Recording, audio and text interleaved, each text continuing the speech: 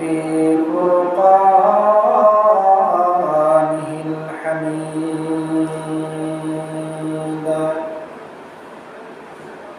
أعوذ بالله من الشيطان الرجيم بسم الله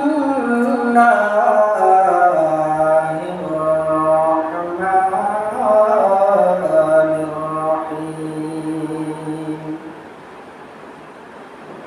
والذين هم لأماناتهم وعهدهم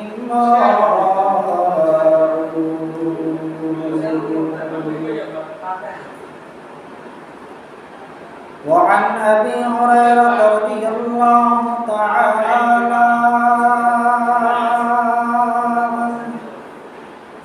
أن رسول الله صلى الله عليه وسلم قال آية المنافق ثلاث إذا حدث كذب وإذا وعد أخلف وإذا اؤتمن خان صدق الله المولانا العظيم وصدق رسوله النبي الكريم ونحن على ذلك لمن الشاهدين والشاكرين والحمد لله رب العالمين بلغ العلا بكماله كشف الدجى بجماله حسنت جميع خصاله صلوا عليه وآله بلغ العلا بكماله كشف الدجى بجماله حسنت جميع خصاله صلوا عليه وآله لا إله إلا الله لا إله إلا الله لا إله إلا الله لا إله إلا الله لا إله إلا الله لا إله إلا الله لا إله إلا الله لا إله إلا الله لا إله إلا الله لا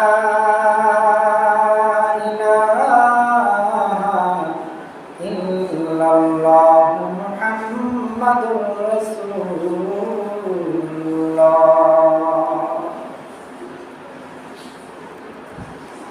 الحمد لله আল্লাহ পাক রব্বুল আলামিনের দরবারে অসংখ্য গণিত শুকরিয়া আল্লাহ তাআলা আমাদের জুমআর নামাজ আদায় করার লাগিয়া সবার আগে আগে আল্লাহ পাক রব্বুল আলামিন আমাদের মসজিদে আওয়ার তৌফিক দান করেছেন এজন্য আল্লাহ তাআলার দরবারে আমরা শুকরিয়া আদায় করি আলহামদুলিল্লাহ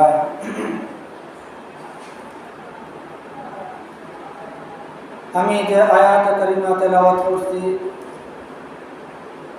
এবং নবীজির অসংখ্য অগণিত বাণী তাকিয়া অসংখ্য অগণিত হাদিস তাকিয়া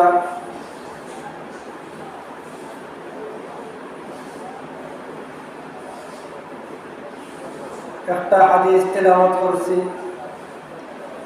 আল্লাহ পাক রব্বুল আলামিন যদি তৌফিক দান করেন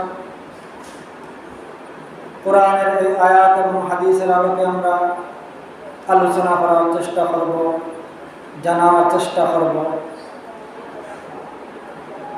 কোরআনের এই আয়াত এবং হাদিসের আলোকে আমরা আজকের আলোচনার বিষয় হল গিয়া মুনাফিক সম্পর্কে আলোচনা। আমরা আজকের আলোচনার বিষয় হল গিয়া মুনাফিকের অবস্থা সম্পর্কে। মুনাফিক সম্পর্কে আল্লাহ পাক রব্বুল আলামিন অনেক আলোচনা করছেন, নবীজি অনেক আলোচনা আছে এই মুনাফিক সম্পর্কে। বিভিন্নভাবে মুনাফিক সম্পর্কে কিতাবের মধ্যে আলোচনা আছে। আমি যে আয়াতে কারিমা তেলাওয়াত করছি, এই আয়াতে কারিমার মধ্যে মুমিন হল সকলকার যে গুণ, যত গুণ আছে এর মধ্যে একটা গুণ হইল গিয়া আমানতের হেফাজত করা এবং ওয়াদারে রক্ষা করা। এই সম্পর্কে এই আয়াতের মধ্যে উল্লেখ করা হয়েছে।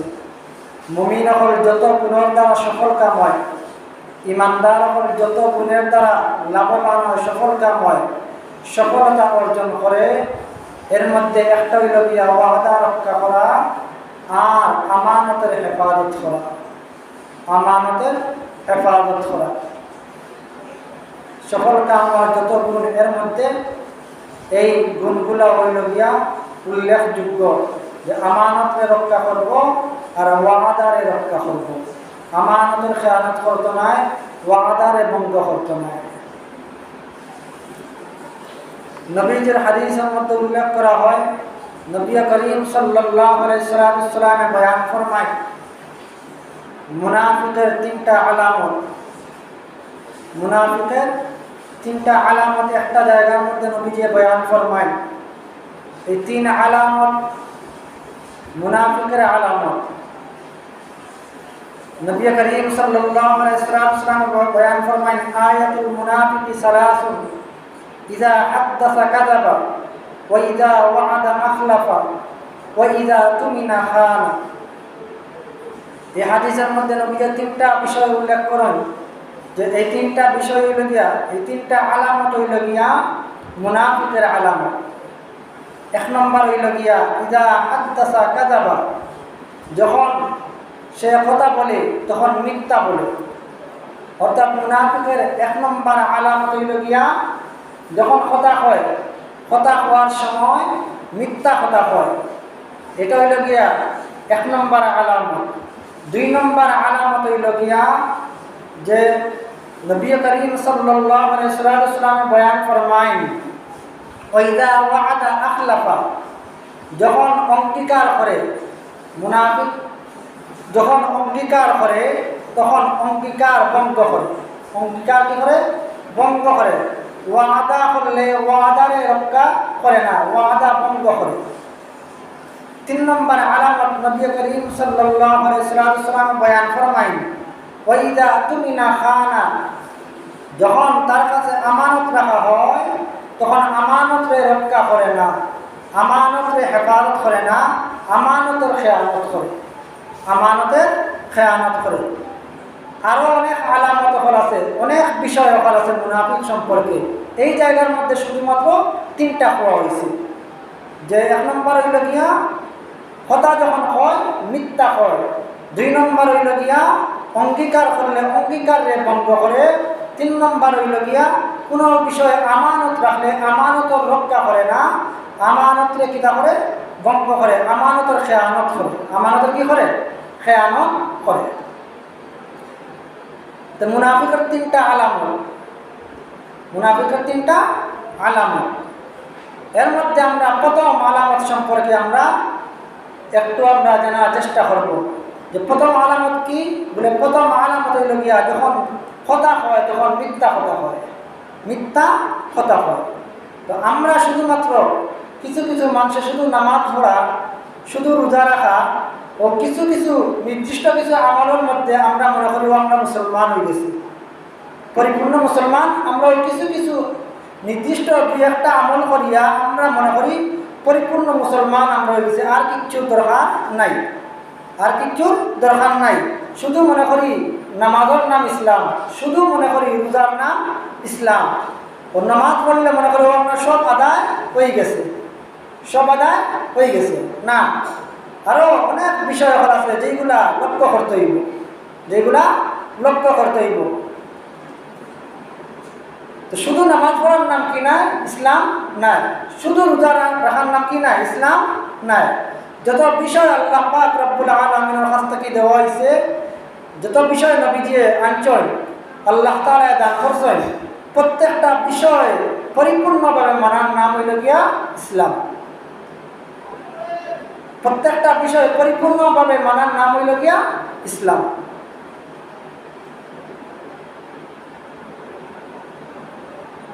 যদি আমরা পরিপূর্ণভাবে মুসলমান, পরিপূর্ণভাবে ইমানদার হইতে হই, তাহলে প্রত্যেকটা বিষয়ে ইসলামও প্রত্যেকটা বিষয়ে আমরা কি করতে হইব?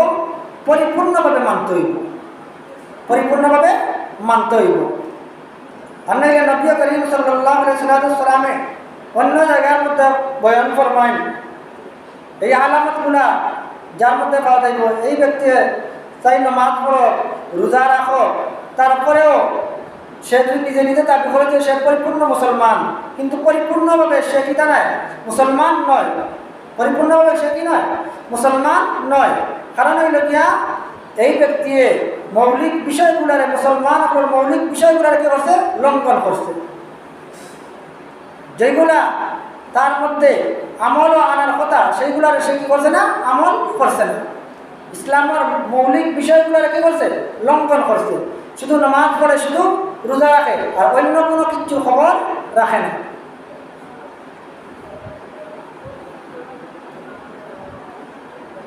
মিথ্যা কথা, মিথ্যা কথা এটা হইল গিয়া প্রত্যেকটা ধর্মের মধ্যে মিথ্যা কথা, এটা হইল গিয়া অপরাধ। প্রত্যেকটা ধর্মের মধ্যে মিথ্যা কথা হওয়া এটা হইল গিয়া অপরাধ। এমন কোনো ধর্ম অতীতে গেছে না যে ধর্মের মধ্যে মিথ্যা হওয়ারে খারাপ মনে করতে না, এমন কোনো ধর্ম অতীতে গেছে না। প্রত্যেকটা ধর্মের মধ্যে মিথ্যা হওয়ারে জঘন্যতম অপরাধ মনে করতাম। জাহিল যুগেও মিথ্যা কথারে মিথ্যা কথা হওয়ারে জঘন্যতম অপরাধ মনে করতাম। মিথ্যা কথা হওয়ারে মানুষের অপছন্দ করত। জাহিল যুগে মুসলমান নাই এমন মানুষে কি করতো? মিথ্যা কথা হওয়ারে অপছন্দ মনে করতো। কিন্তু আমরা মিথ্যা হওয়ারে অপছন্দ মনে করি না,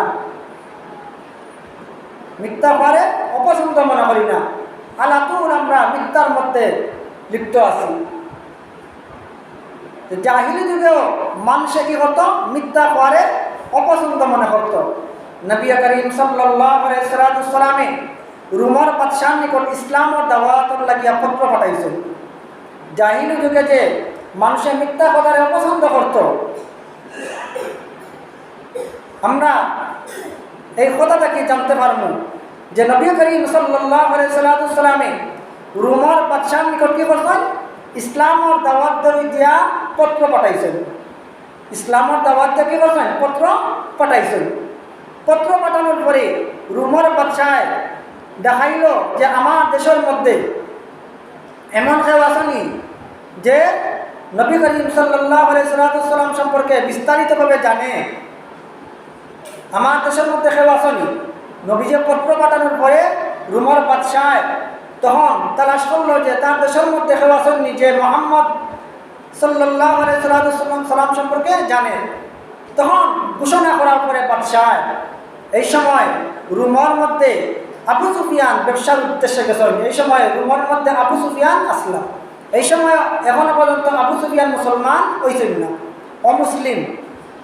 পরবর্তীতে মুসলমান হয়েছেন, কিন্তু এখনো পর্যন্ত আবু সুফিয়ান কি হয়েছেন না? মুসলমান হয়েছেন না। তখন রোমের বাদশার নিকট দেখাইয়া আবু সুফিয়ান রে নেওয়া হইল। রোমের বাদশার নিকট যখন আবু সুফিয়ান নেওয়া হইল, পাঠানো হইল, তখন আবু সুফিয়ান রে রোমের বাদশাহ নবী করিম সাল্লাল্লাহু আলাইহি ওয়াসাল্লাম সম্পর্কে বিভিন্ন প্রশ্ন করে। এর মধ্যে একটা প্রশ্ন হইল গিয়া আবু সুফিয়ানকে লক্ষ্য করিয়া হয়, ও আবু সুফিয়ান, মুহাম্মদ কোন বংশের মানুষ, কোন বংশের লোক? মুহাম্মদ কোন বংশের লোক? তখন আবু সুফিয়ানে কইল যে মুহাম্মদ সাল্লাল্লাহু আলাইহি সাল্লাম উচ্চ বংশের লোক, উচ্চ খানদানের মানুষ, উচ্চ খানদানের মানুষ। সমগ্র আরবের মধ্যে তার খানদানের স্বীকৃতি আছে, সম্মান আছে, উচ্চ বংশের লোক মুহাম্মদ।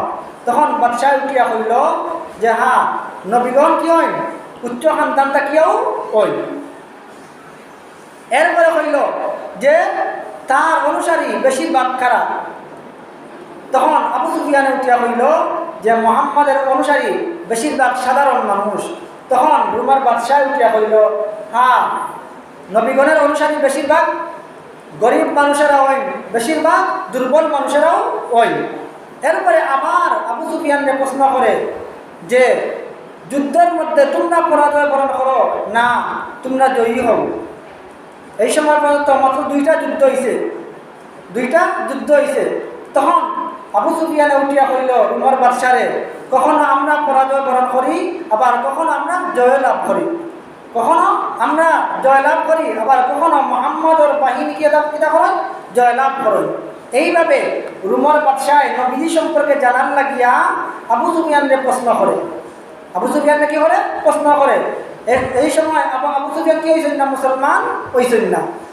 তো আবু সুফিয়ানে উঠিয়া কয় আমার মন চাইল কিছু এমন কিছু কথা কইতাম যে কথাগুলোর কারণে এই রুমর বাদশার মনের মধ্যে নবী সম্পর্কে খারাপ ধারণা হয়, নবী সম্পর্কে খারাপ ধারণা হয়। কিন্তু আবু সুফিয়ানে কয় যে রুমর বাদশাহ আমারে এমন প্রশ্নগুলা করলো যে প্রশ্নগুলার মধ্যে মিথ্যা হওয়ার কোনো সুযোগ নাই, মিথ্যা হওয়ার কিতা নাই, কোনো সুযোগ নাই। আর আবু সুফিয়ানে কয় আমি মিথ্যা বলতে পারি না। এর লাগিয়া যতটা প্রশ্ন আবু সুফিয়ানকে করা হয়েছে, আবু সুফিয়ানে কয় যতটা প্রশ্ন আমার করা হয়েছে আর আমি যত উত্তর দিছি প্রত্যেকটা উত্তর নবী করিম সাল্লাল্লাহু আলাইহি সাল্লামের পক্ষে গেছে। প্রত্যেকটা উত্তর কার পক্ষে গেছে? নবী করিম সাল্লাল্লাহু আলাইহি সাল্লামের পক্ষে গেছে। তো আবু সুফিয়ান রে রুমর বাদশাহ প্রশ্ন করে নবী সম্পর্কে। এই সময় চাইলে আবু সুফিয়ানে কিতা করতে পারেন, মিথ্যা কথা কইতে পারেন নবী সম্পর্কে, বিভিন্নভাবে মিথ্যা বিষয় নবী সম্পর্কে আবু সুফিয়ানে কিতা করতে পারেন, কইতে পারেন রুমর বাদশাহে। কিন্তু অমুসলিম হওয়া সত্ত্বেও কাফির হওয়া সত্ত্বেও আবু সুফিয়ানে রুমর বাদশার নিকট নবীজি সম্পর্কে মিথ্যা কথা কইছেন না, মিথ্যা কথারে অপছন্দ মনে করছেন, মিথ্যা কথার কিতা মনে করছেন, অপছন্দ মনে করছেন।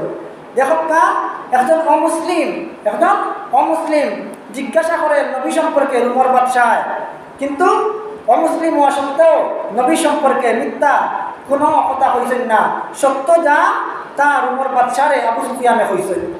এলে এটা কি বোঝা গেল, মিথ্যা কথা হওয়া অমুসলিমরাও কিন্তু অপছন্দ মনে করত।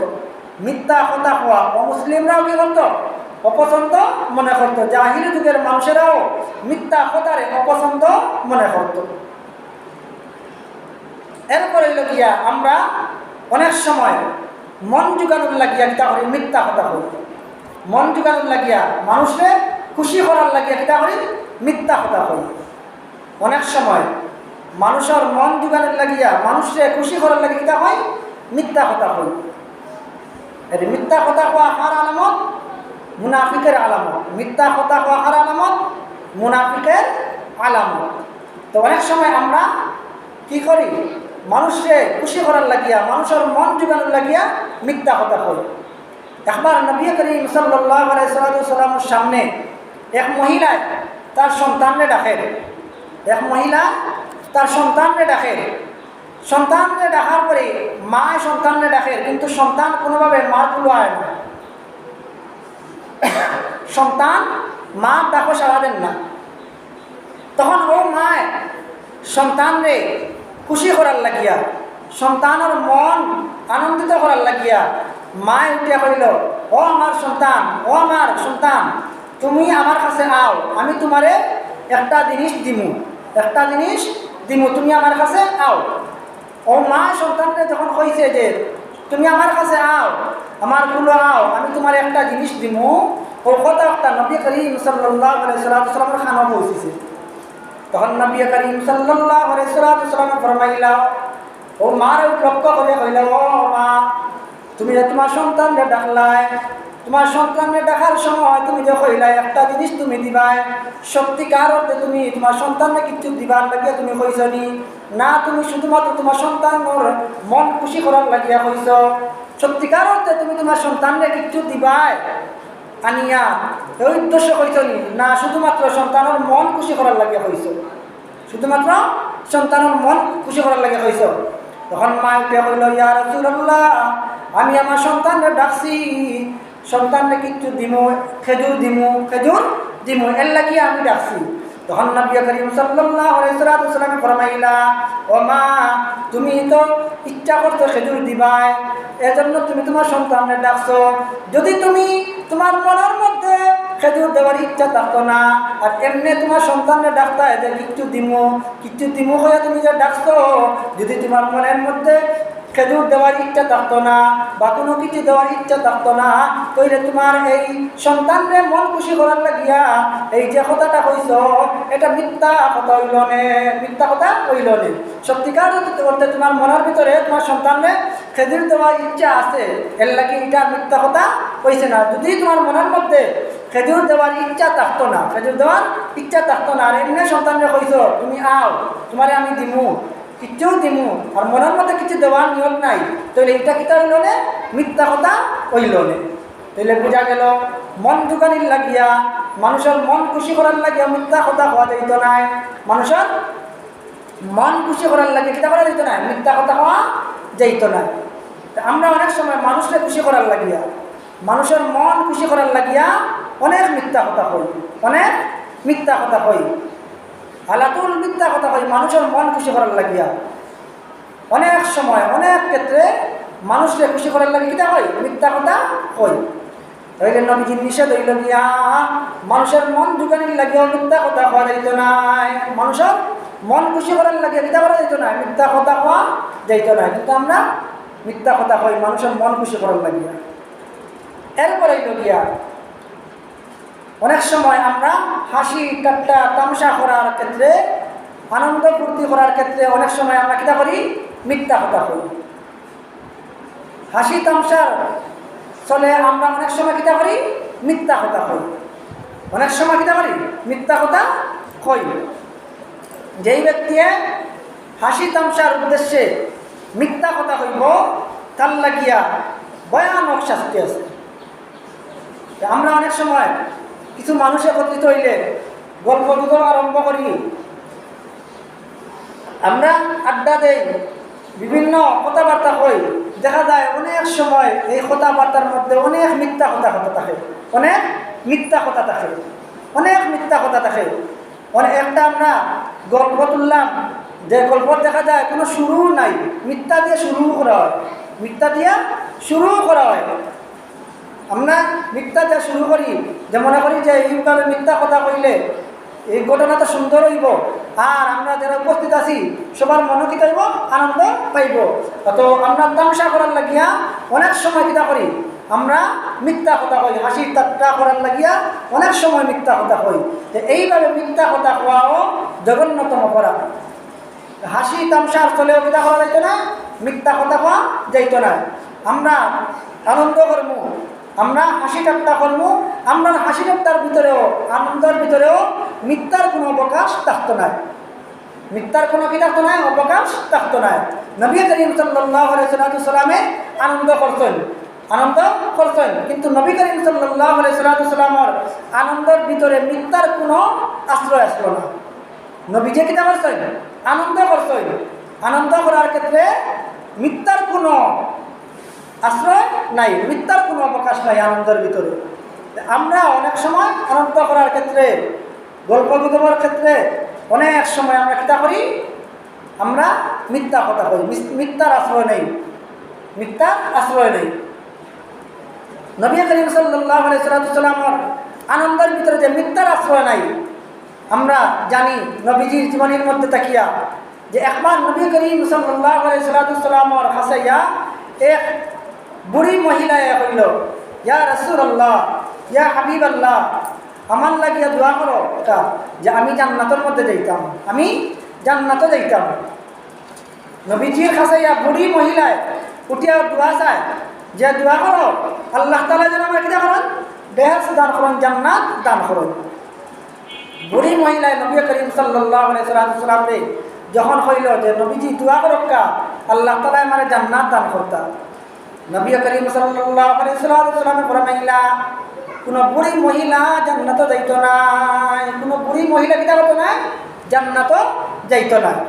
যখন নবী করিম সাল্লাল্লাহু আলাইহি ওয়াসাল্লাম কইলা যে কোনো বুড়ি মহিলা জান্নাতে যাইতো না, তখন এই মহিলা কান্দা আরম্ভ করল, এই মহিলা কান্দা আরম্ভ করল। নবী করিম সাল্লাল্লাহু আলাইহি ওয়াসাল্লাম এই কথাটা কইছেন, কিন্তু মজা করার লাগিয়া কইছেন। এই কথার ভিতরে মিথ্যা নাই, মিথ্যা নাই। কিলা মিথ্যা নাই? নবীজিয়ে বুড়ি মহিলারে কইলা যে কোনো বুড়ি মহিলা কি বুড়া মানুষ, বুড়া মহিলা কিতা করতো না, জান্নাত যাইতো না। মহিলায় কান্দে আর নবীজি আবার হাসন, নবীজি আবার হাসন। তখন নবীজি উঠিয়া কইলা যখন বুড়ি মহিলারা জান্নাত যাইব তখন বুড়া অবস্থায় জান্নাত যাইতো না, যুবতী হইয়া জান্নাত যাইব, যুবতী হইয়া কিতা করবো, জান্নাত যাইব। তখন এই মহিলায় হাসলো। তাইলে নবীজি আনন্দ করেন, কথা কন, আনন্দের কথা কন, কিন্তু নবীজির আনন্দের কথার ভিতরে কিতা নাই, মিথ্যার কোনো অবকাশ নাই, মিথ্যার কোনো অবকাশ নাই। এক ব্যক্তি নবীজির উঠিয়া কইল ইয়া রাসূলুল্লাহ আমার একটা উট দেখা, আমার একটা উট দেখা।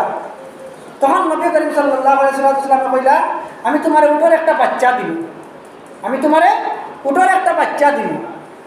তখন এই ব্যক্তি উঠে কইল ইয়া রাসূলুল্লাহ আমি উটের বাচ্চা দিয়ে কিতা করতাম, আমি তো সোয়ার হইতাম, আমার বড় উটের দরকার।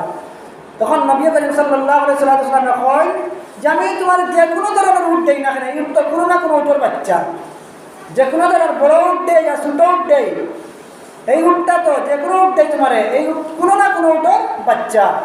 তো নবীজির কথা কইছেন, আনন্দ করছেন। নবীজির আনন্দের ভিতরে কিতা নাই, মিথ্যার কোনো অবকাশ নাই। আমরা মিথ্যা আনন্দ করার ক্ষেত্রে, তামাশার ক্ষেত্রে মিথ্যা কথা আমরা অহরহ করি, মিথ্যা কথা আমরা অহরহ করি।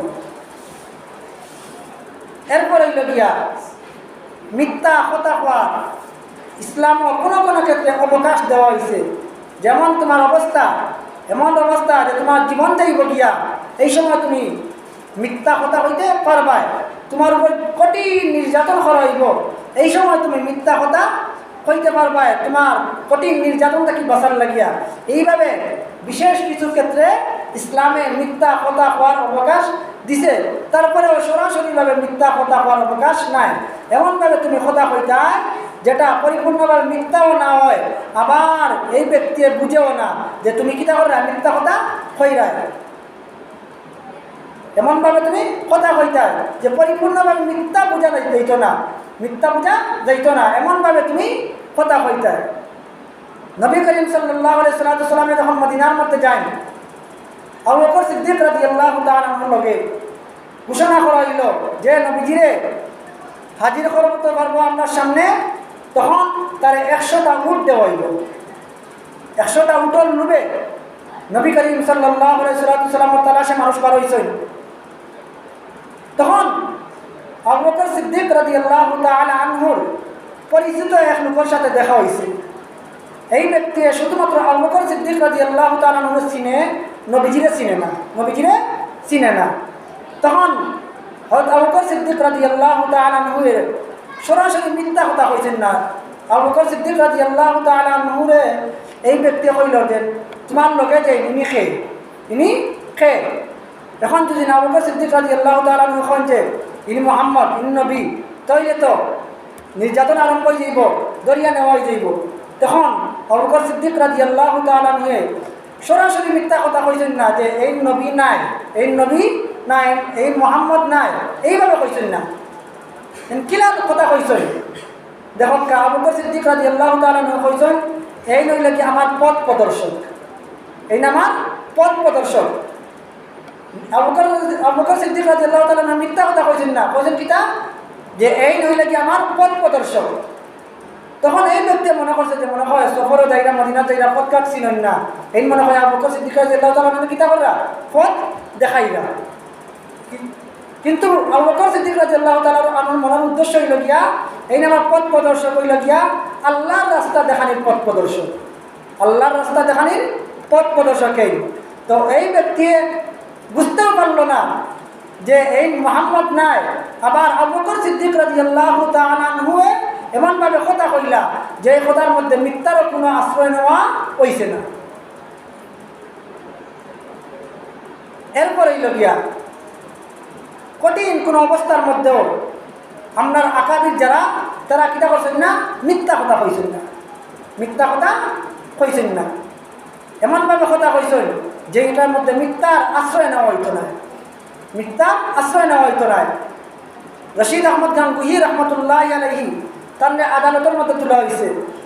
তোলার পরে আদালতের মানুষের জানতেন যে রশিদ আহমদ গাঙ্গুহি রহমতুল্লাহি আলাইহির কাছে অস্ত্র আছে, বন্দুক আছে। এই সময় অহরহ মানুষের আলিমহলরে ফাঁসির মধ্যে তুলানো হল। এমন সময় রশিদ আহমদ গাঙ্গুহির আদালতের মধ্যে তোলা হয়েছে। আর এই সময় যত উঠিয়া কইল তোমার কাছে অস্ত্র আছে, তোমার কাছে অস্ত্র আছে। তখন রশিদ আহমদ গাঙ্গুহি রহমতুল্লাহি আলাইহি তার তসবিহ বার করে দিয়া দেখাইয়া কইছেন ও আমার অস্ত্র, ও আমার অস্ত্র। ডাইরেক্ট না করছেন না যে আমার কাছে অস্ত্র নাই, আমার কাছে অস্ত্র নাই হইলে তো মিথ্যা কথা কই দিব। তো হজরত রশিদ আহমদ গাঙ্গুহি রহমতুল্লাহি আলাইহি তার পকেট থেকে তসবিহ বার করিয়া দেখাই এখন ও আমার অস্ত্র। এইভাবে কৌশলে মিথ্যা কথা থেকে বাঁচতা। কাসিম নানতবী রহমতুল্লাহি আলাইহি তালাশে পুলিশ সকলে গেছেন মসজিদ। পুলিশ সকলে মনে করছেন যে কাসিম নানতবী খুব জাঁকজমকপূর্ণভাবে থাকবা, জাঁকজমকপূর্ণভাবে থাকবা, সুন্দরভাবে থাকবা। তখন কাসিম নানতবী রহমতুল্লাহি আলাইহি যে মসজিদ, ও মসজিদ পুলিশ সকলে গেছেন। যাওয়ার পরে কাসিম নানতবী রহমতুল্লাহি আলাইহি বুঝলা যে তানারে দৌড়ার লাগিয়া হয়েছে, দৌড়ার লাগি আইছেন পুলিশ সকল। তখন কাসিম নানতবী রহমতুল্লাহি আলাইহি জিজ্ঞাসা করেন যে কাসিম নানতবী কোথায়, কোন জায়গা? জিজ্ঞাসা করা যারে এই কাসিম নানতবী, কিন্তু তারা কাসিম নানতবীকে কি করেন না, চিনই না। তখন কাসিম নানতবী যে জায়গার মধ্যে খাড়া আসলা ওই জায়গা থেকে একটু হরিয়া তো পুলিশ করে লক্ষ্য করি এখন একটু আগে কাসিম নানতবী ওই জায়গার মধ্যে আসলা, যে জায়গার আগে খাড়া আসলা ওই জায়গা থেকে কাসিম নানতবী একটু হরসই হরিয়া যে জায়গা আগে খাড়া আসলা ওই জায়গা দেখাইয়া কইন যে কাসিম নানতবী একটু আগে ওই জায়গার মধ্যে আসলা, একটু আগে ওই জায়গার মধ্যে আসলা। পুলিশ মনে করছে যে মনে করে একটু আগে এনে আসলা নামে বেসন গিয়া, কিন্তু তাইও কাসিম নানতবী কিতা করছেন না, চিনছেন না। তো কৌশলে মিথ্যা কথা থেকে কিতা কথা বাস্তব। কিন্তু আমরা অহরহ মিথ্যা কথা আলাতুল হইতে থাকি, সর্বক্ষেত্রে মিথ্যার চয়লাম আমরা, সর্বক্ষেত্রে মিথ্যার চয়লাম আমরা। তো কোনোভাবে মিথ্যা কথা আমরা দ্বারা কিতা বলতো না, হইতো না। মিথ্যার যে আমল এটা আমরা পরিত্যাগ করতাম, ছাড়তাম। মিথ্যার যে আমল আপনার মধ্যে সর্বক্ষেত্রে দেখা যায়, আর উঠতে বইতে কথা বলতে চলাফেরায় সব ক্ষেত্রে দেখা যায় মিথ্যা মিথ্যা মিথ্যা মিথ্যা মিথ্যা। এই কথা মিথ্যা কথা হওয়া, কথা হইতে মিথ্যা কথা হওয়া, একটা হইলে গিয়া মুনাফিক হলো 1 নম্বর আলামত।